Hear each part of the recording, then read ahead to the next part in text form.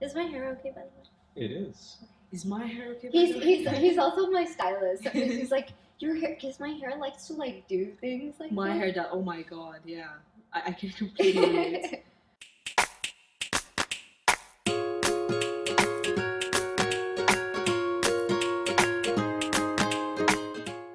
Today we're in Dubai, UAE, speaking with female millennial entrepreneur Disha Pagarani. So thank you so much, Disha, for taking the time to meet with the F Show and sharing your story. I mean, I'm so excited to hear where you got started and also share with our viewers what you're working on, because I think the Basement Project sounds amazing. So first off, tell me a little bit about yourself. Where did this passion of entrepreneurship start, and how have you gotten to where you are now? So born and raised in Dubai, and this environment, when I see my family and I see what they've done in the past, I think it's always been very entrepreneurial. Right now, it's far more, I guess, hyped up and it's more out there. But before, I used to see people in Dera, my uncles. I used to spend a lot of time with them growing up, and I know they used to have their own businesses, and it was very. I guess it wasn't very popular at that time, or it wasn't very hyped up, but it was like these little markets that they used to have. They used to be in the food business, and I remember going there as a kid. I must have been 8 or 10 years old, and just going along with them, seeing how they dealt with business. And at that time, obviously, didn't understand too much, but it just seemed very interesting to have something of your own. So I think I had that little entrepreneurial bug, if you will, from a very young age. I just didn't know what it was and didn't know how to capitalize or utilize it in my life. And as I grew older, I studied, I think, marketing and advertising in a local university in Dubai. After that, there's a duration of time there, but I think it must have been 17 or 18, so maybe my freshman or sophomore year in university. Um, there was a point where we probably needed a little bit more money, and we two kids for my family, my brother and myself, and yeah, I just wanted to go to university, wanted to have a good life, good education. And at that point, we decided to start our own business. My dad has always been working; he's been working for the last 25 years, and so the need of that extra cash, if you will, forced us and enabled us to start our first company. And so it was my father's idea was to start a transport business because we had the networks and connections to be able to maybe utilize that in a much better way and do it as a part-time business. So my brother and I got into it, and that was my first experience or true experience in doing something entrepreneurial where you literally put in the money, go all in, and that experience for me was very, very enlightening. And when I did that once, and this business is running till date, it just felt right. It just felt like, you know, the excitement and the passion that I found, and what I felt when I did that was just very empowering. And I felt that if I could do this once, I could probably do this again and then repeat and take it from that point onwards. So I think that was the first, I guess, initial start of my entrepreneurial journey. That must have been really interesting to be with your dad and say, okay, so now we're going to be business partners, and with your brother and everything. I mean, what was it scary to start off, and what was your role in that whole business? It was definitely scary, but I felt I was very protected at that point in time because my role was just help me out to do this, as opposed to, oh, this is your responsibility, and it's going to be, you're going to face the consequences if this not goes right. So I actually had a lot of protection with that's concerned. So that was a very, I guess, a seamless journey where that was concerned. But yes, you still found a lot of obstacles as you went along, and getting your government approvals, buying those trucks that we wanted, finding the right people. It just felt so much. It was really overwhelming. But because I had the right team, I had the right support system, it became much easier to be able to start off with that. And yeah, my role essentially was to start, just to kind of just coordinate with the right parties. The idea was already there. I just had to kind of just use my time and just learn as we went along.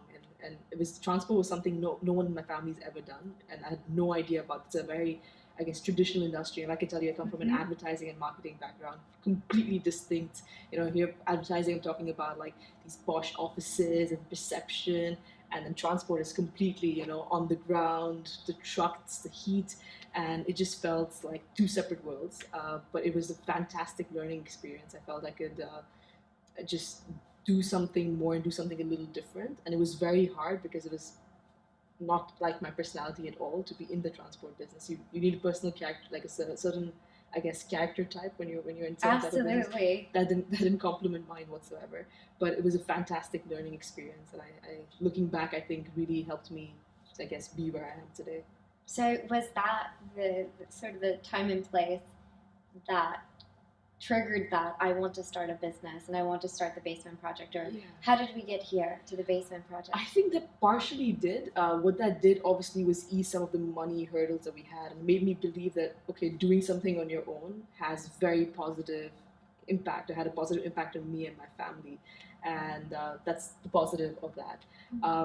But I don't think at that point I would have ever thought of going to a second entrepreneurial venture or a third entrepreneurial venture.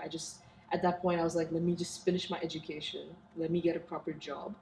So were you still in college, by the way? I was, yeah. Oh, I was wow. in university. It was I was probably first, second year, I think, university. Wow, that's incredible. Yeah, and that's why I said it was very protected, is because I didn't have the pressure of, say, run it every single day, dedicate each, like, it was a team effort within the family, and that made life much simpler. And so it wasn't half as hard as things that we maybe do today or did thereafter, but it was still a good learning experience. It kind of showed me, I think, the entire spectrum of what or at least starting a company entails, or at least a transportation company, because as I learned later on, it's not that simple. It's not black and white for every industry that you look at.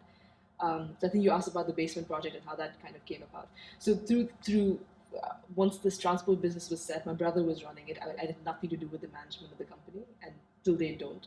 Um, we worked on. I had this club in university that I'd started off with another co-founder. It was called the Agency, and what the agency did was it helped other clubs around to market their events, to market their just things that they were doing. And it was really successful. I mean, we got a lot of press for that as well, which is very different because it was such a small venture. It's in university for internal, clubs. So I think that kind of got me thinking about like doing something, because it was the first time I think, or well, the second time where I started something from scratch, and got a lot of appreciation, yes, but also the process of doing it, the process of, okay, let's come up with a name, let's brand it, let's I don't know, just let's make it happen. Who are the people involved? Let's get people together. Like, that process in itself was very, very exciting for me. And it was the second time I did something like that. Thought I enjoyed it. Thereafter, I worked with an ad agency for a couple of years because that's what I graduated in, and it was good. But at that point, this environment in Dubai, like, there's a lot of startups coming up. Wasn't half as much as it's today, but there were few. But the ones who did things were just absolutely fantastic. Like, it just felt right. Like, it felt that they were doing that, they were following their heart, and they were doing and creating something different. And I'd always had a passion for that. So I think after a year and a half, 2 years, without having too much experience, I said, yeah, just this corporate life. Yeah, and the corporate life wasn't working for me, and I had no idea. Like, I didn't have a business idea that I wanted to pursue. I had nothing. I just didn't want to work anymore. That's all I knew. And so I just followed the path that I followed my heart and followed whatever I thought was right. It could be a tad bit immature too if you come to think about it, because I had like zero security at that point, and I just did it.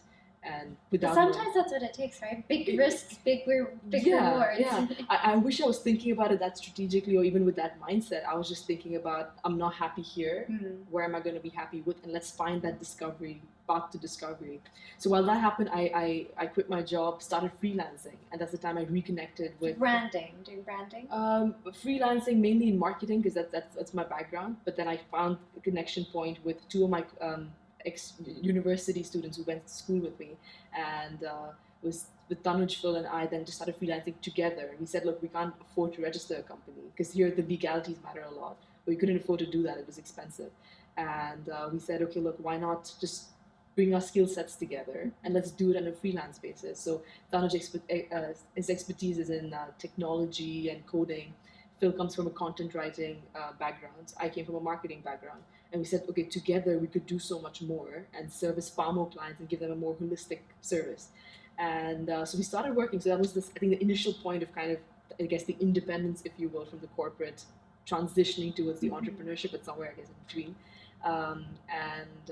That's what we did. So we did that for about, I think, a year, and didn't take any salary, didn't take any income, whatever we needed to survive. So it was, I think, it took about 2,000 dirhams a month, which is just barely anything. It gives you nothing.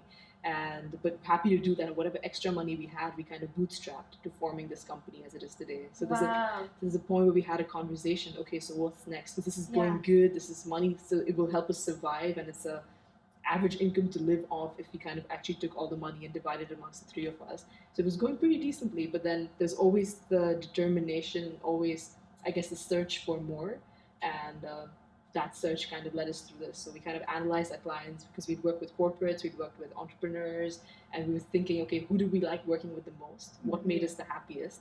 And what we thought we could contribute the most at. And the answers kind of from all three sides were very, very similar. And we all felt that, entrepreneurs is the way to go. And Why entrepreneurs? because when you're working directly with the person, there's this level of passion. It's like, I've worked with marketing managers in the past, and they kind of feels like they're representing somebody. There's this crazy structures that you have to go through. There's a bureaucracy that you have to look at. I don't like working in that kind of environment.